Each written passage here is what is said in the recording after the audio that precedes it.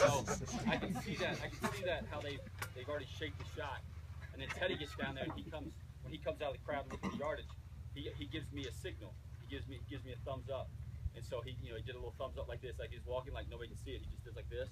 And so I was like, oh, okay, now it excited me. So I'm like, okay, we're back in the game now.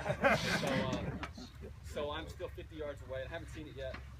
And I see he's getting ready. So I go look at it, and I see the lies on pine straw. So on pine straw, I knew it was going to spin. I knew I could make solid contact. And so I knew that the distance wasn't a problem. I knew the shot wasn't a problem. This was basically like fairway. And so now I see my shot and I see what I've got. And luckily for me, again, it's all timing and everything, but the wind was slightly blowing, kind of like it is right now, but just enough. Well, it'd be like I was going this way. So just enough this way to help the draw. So now that gives you, as a golfer, that gives you more confidence. It's kind of like downwind or into the wind. When it's downwind, you think you hit it miles. And so it was a little cross with helping to draw. And then I walk out to the edge of the fairway of the rough and watch him come up short.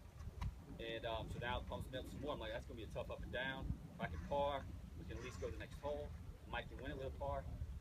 And so 164 to the is 164 hole, 134 front edge.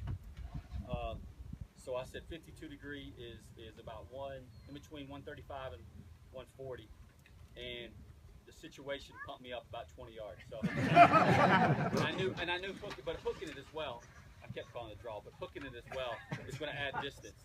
So I knew with that distance, and about the time it gets out there and starts hooking, now that wind, that's crosswind, is now shifting.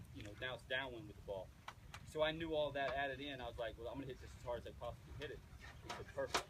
And in a situation like that, you'd rather hit something full instead of soft, because you're hitting it soft, it's not going to be able to turn as much.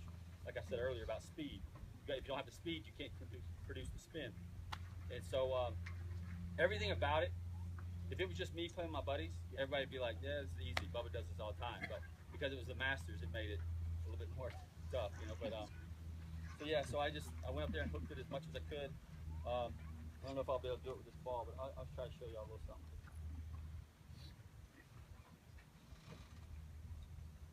So I got in there, started this kind of this bunker over here, so I don't hit this camera guy right here.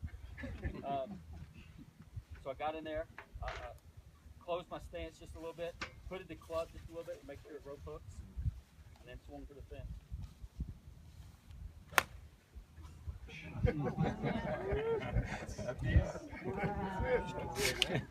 That easy.